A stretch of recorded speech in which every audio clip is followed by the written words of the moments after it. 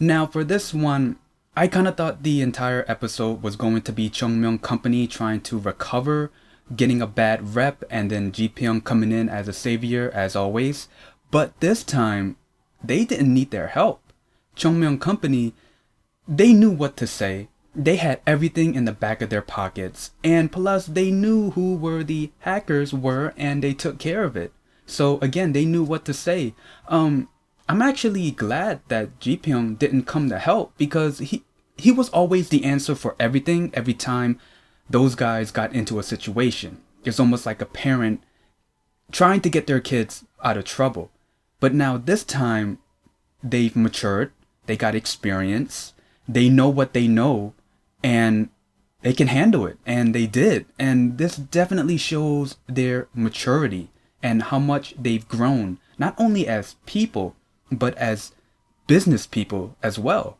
So for the ransomware, I actually thought it was from Morning Group, like directly from that company, but it was actually from the twins.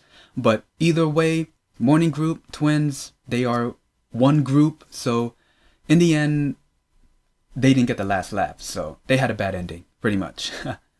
Yo, that scene with Ji Pyong and Grandma, that almost teared me up. I was holding back. I don't know if the camera caught it.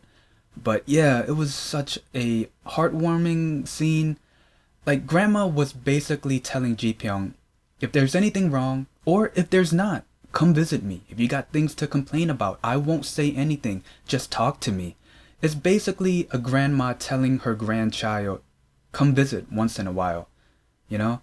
And that's pretty much their relationship, is grandmother and grandchild, and I love that. But what got me into tears was when Inje finally came home, finally saw Grandma, and I don't think that Grandma has saw her before she went blind. I don't think so, in my opinion.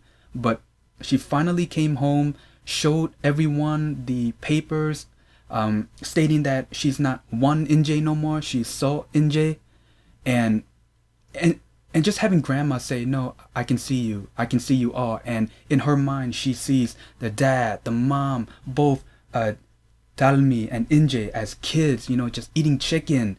And man, that brought me into tears. Oh my God. I guess the tears that I held back watching Ji Pyong and Grandma was still in me. And then once I saw that scene, I was like, okay, it's coming. It came. I started crying. Another scene that almost got me into tears was when the three sons went back to their old office. They saw a group of guys starting their own company in their old office, but when they went inside and looked around and just, you know, talked about the past, but then when Do-san remembered what Ji Pyong said, if I was Yong-san or Chol-san, I would compensate, you know, those, I think he said 2 years, but anyway, yeah. And then Do-san, he pretty much apologized to them for putting them through some hardships, you know. But then they had their moment together, and it's like brothers, man. Like, it's hard to explain it other than just saying they're brothers, you know. Oh yeah, I gotta talk about this one scene. Do-san finally accepting Ji Pyong's investment. This time, it doesn't feel like charity, it feels like a real investment now. Looking back, when they were Samsung Tech, they barely had anything, barely making any money, and they were a starting up company too. So having Ji Pyong come in and basically giving them money, yeah, that's charity because you have a guy that doesn't really care about Samsung Tech. But now things have changed, and Chungmyung Company, Ji Pyong knows where this company stands, and he knows that this company is going to be successful in the future. So with that in mind, and having money coming in, it feels like a real investment now. Now the final scene, the final scene was definitely the cherry on top. Dalmi and Do-san got married. They also expanded their company. What's crazy, and it's all within 1 year too. What a hell of a year they had. And then also the camera, you know, just showed all of the pictures at their desk showing their marriage, showing the Salt family. Sucks that the dad is not there. Man, again, why did you kill the dad? I mean, it does start off a good story, but still, damn. But it showed what I believe Chosun and Sa revealing their relationship or their proposal. I'm not sure. But yeah, and then also some other photos too, which I thought it was so cool. And then after that, it showed the four main characters walking to their meeting. And again, that was the cherry on top. Now, it would have been cool if everyone, joined in that walk and then walking to the meeting. But since those four are the actual main characters, so I'm not complaining. But yeah, that was pretty good, and this was a really good episode. Alright, so my opinion on this drama as a whole, this drama has a really good storyline. The way they started, giving us the background story for these main characters, and they have really good background stories too, and why should we care about them? The way they set up the romance, having Ji-pyong write the letters, using Do-sun's name, and finding him too, and using him as an avatar, a great setup. But where they kind of dropped the ball just a bit was after the 3 years. Having Ji-pyong continuing that chase, continuing to create that tension just to get the girl, at that point it was unnecessary because it was pretty obvious that the writer's intention was to always have her end up with Do-san. And just to have him continuing all of that, again, pointless. What they should have done was after the 3 years, have him get over his feelings for her and be more like an older brother / mentor for her. So this whole love triangle and love chase thing could have been over with and people would not feel as bad for him as they do right now. You know what I mean? Now, at the beginning of this drama, there were a lot of people wanting Ji-pyong to end up with her or Do-san. It was pretty much split. Now, let's think about this realistically here. Okay, so that means throw away all that drama fantasy. We're talking about real life now. Now, having a guy like Ji-pyong, writing those letters, finding a guy, bring him into the picture, and pushing him towards the girl, obviously those two are going to spend more time with each other and like each other, while Ji-pyong is on the sideline. Now, who do you think is going to get the girl in the end? The person she hangs out and spends a lot of her time with and grew to love and have feelings for? Or the guy who sat on the sideline keeping his feelings inside and not saying anything at all?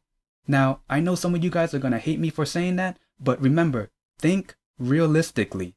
Like, again, throw away all that fantasy stuff. Again, who do you think is going to get the girl? There were mixed feelings about the 3-year jump skip. Like, there were people arguing about it didn't really develop the storyline at all. Well, in my opinion, it kind of did just a bit. The only thing it did really was just made the 3 sons rich. It made Ji-pyong become a director. It made Dalmi become a CEO of another company, but there were some more bright sides to it.